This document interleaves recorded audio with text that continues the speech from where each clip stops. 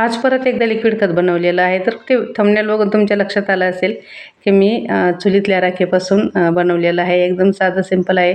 कारण खूप दिवस झाले झाडांकडे लक्ष नव्हतं आणि आम्हाला पाणी पण नव्हतं. आमचा 8-10 दिवस पाण्याचा प्रॉब्लेम झाला होता. तर इतके झाडं म्हणजे होऊन चाललेले ना, जे मोठाले आहेत म्हणजे शेवंती सॉरी जास्वंद वगैरे हे मोठाले झाडं असतात ना, हे बऱ्यापैकी आहे. पण कुंडीतले झाडं जरा हे झाले होते. तर म्हटलं चला काहीतरी थंड असं लिक्विड बनवावं, म्हणून मी आहे ना चुलीतली राख आणि थोडंसं दही उरलं, दही होतं ते दही पाण्यात घालून ते टाकलेलं आहे. तर थोडंसं थंड असं लिक्विड मी बनवलेलं आहे. कारण पाण्याचा खूप प्रॉब्लेम चालू आहे ना, त्यामुळे तर हे आहे आपलं अस्टर. तर सगळे जेवढे कुंड्यातले झाडं होते ना, तेवढेच यांना मी बनवून घेतलेलं आहे. कारण आता यांचा हा फुटायचा मोसम आहे, छान असं हे व्हायचा मोसम आहे आणि त्याच्यातच त्याला मार बसायला लागलेला आहे पाण्याचा म्हणा किंवा खत वगैरे तर आपण कुठलं टाकू शकत नाही, कारण ऊन भरपूर आहे. तर मी 1 प्लेट राख घेतली होती आणि थोडंसं दही होतं. दही कमी होतं, मी दरवेळेस दही जास्त टाकत असते, पण यावेळेस कमी घेतलं दही, कारण दही कमी होतं. पाहुण्याच्या गडबडीत जरा हेच होतं नाही का. तर अशा प्रकारे मी दही कमी पाणी म्हणजे त्याचे ते गिठोळे असतात ना, ते थोडं फुटून घेण्यासाठी म्हणजे नाही का पेटून घेण्यासाठी मी थोडंसं पाणी टाकून ते व्यवस्थित मिक्स करून घेतलेलं आहे. आणि आहे राख आपली. तर थोडंच बनवणार आहे मी, छोटीशी बकेट आहे. एक 5-6 लिटरच बनवलं होतं, कारण पाणीच नाही आहे. पाण्याचा खूप प्रॉब्लेम चालू आहे. पण झाडं आता किती थोडं राहिलं ना, आता कदाचित एखाद्या दिवस पाऊस येईलच. आता रोहिण्याचं नक्षत्र लागणार आहे. तर बघू कधी पाऊस येतो त्याच्यावर आहे. तर तोपर्यंत झाडांची काळजी घेणं खूप गरजेचं आहे, कारण इतके जे आपण जीव लावलेला आहे, इतके म्हणजे काळजी घेतलेली आहे. आता थोड्यासाठी नाही काही व्हायला पाहिजे. तर अशा प्रकारे मी हे लिक्विड बनवून घेतलेलं आहे आणि जेवढे कुंडीतले झाडं आहे ना त्यांनाच टाकलेलं आहे. गुलाबाला मी काल एक टाकलं होतं, ते पण याच्यापासूनच बनवलं होतं, पण नुसती राख होती मला वाटतं. राख आणि पाला ते टाकलेलं आहे गुलाबाच्या झाडांना, म्हणजे जे कुंडीत आहे त्यांना. आणि जे जमिनीवर आहे त्यांना काय ते बरे आहेत. त्या दिवशी पण मी दाखवले तुम्हाला, ते बरे आहेत.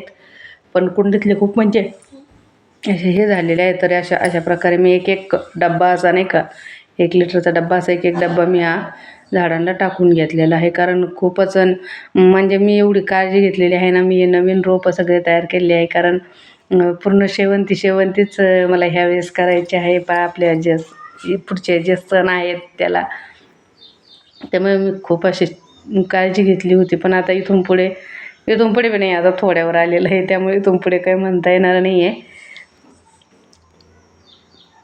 हे जमिनीवर पण आहे भरपूर, पण कुंडीत पण लावलेलं आहे. कारण 2-3 कलरच्या कुंड्या होणार आहेत ना, त्यामुळे एक गुलाबी, एक चॉकलेटी, पांढरा, पिवळा आणि एक पिंक कलर, असे 4-5 कलरच्या जास्वंद आपल्याकडे आहेत. तर ते वेगळ्या कुंड्या केलेल्या आहेत, त्यामुळे तर खूप काळजी घ्यावी लागते.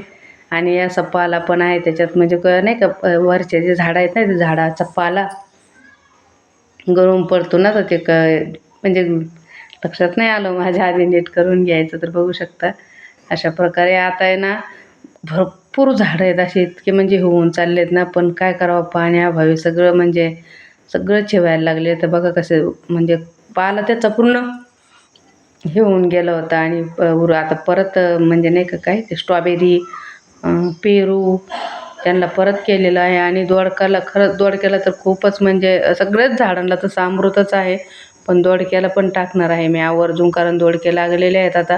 पण त्याने असं उंच असं वेल जायला त्याला जागा नाही आहे ना, त्यामुळे तर ते असं म्हणजे जागीच हे होतं. तर म्हटलं आता त्याला उंच कुठेतरी काढून द्यावं, म्हणजे काय होतं दोडक्याने असे गोल होऊन जातात म्हणून. आणि जे असं उंच गेलेलं असतं ना, की त्याचे दोडके पण असे पूर्ण सरळ होऊन जातात. तर बघू शकता हे आहे ते आपलं काय आहे ते अननसाला. आणि हे गुलाबाचे झाडं जे जमिनीवर आहेत ते चांगले आहेत, कारण थंड आहे ना, इथे सावली आहे त्यांना झाडाखाली. तर या गुलाबाला पण टाकले. एवढंच एक गुलाब चांगलं राहिलेलं आहे, बाकीचे गुलाब थोडेसे आता खराबच झालेले आहेत. आणि आमचा पापड्याचा कार्यक्रम चालू होता. खरे म्हणजे पापड्या केलेल्या आहेत आम्ही बाजरीच्या पण तरी पण चाललं आहे, लिक्विड पण बनवायचं, बाजरीच्या पापड्या पण बनवायचं, सगळंच राडा चालू आहे. तर हे पेरूला आणि आपलं स्ट्रॉबेरीला आणि दोडक्याला, हे तिन्हीला पण मी व्यवस्थित असं लिक्विड खत टाकून घेतलेलं आहे. हे बघा, याला स्ट्रॉबेरीला जास्त पाणी लागतं ना. आणि बघा याच्या मुळ्या कशा उघड्या पडतात, कारण पाणी कसं पण फेकलं जातं.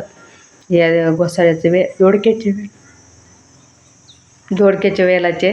तर बघू शकता अशा प्रकारे मी हे लिक्विड टाकून घेतलेलं आहे. आणि खाली माती राहिलेली आहे, राख नाही का चुलीतली होती ना, मी डायरेक्ट भरली होती ती.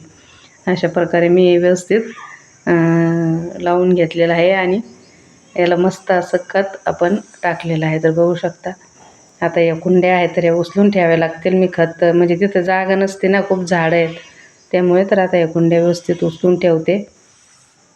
पुढे छान फुलं आल्यावर मी तुम्हाला दाखवेलच आपल्या लिक्विडचा काय फायदा होतो आणि कशाप्रकारे ते फुटतात हे तर मी तुम्हाला दाखवेलच. तोपर्यंत व्हिडिओ बघा, कसा वाटला ते पण सांगा. व्हिडिओला लाईक करा, कमेंट करा, आपल्या चॅनलला सबस्क्राईब करा आणि शॉर्ट व्हिडिओ बघा. कमेंटमधून एकमेकाला सपोर्ट नक्की करत जा. चला आपण भेटू परत. बाय बाय सर्वांना. नक्की कमेंट करा.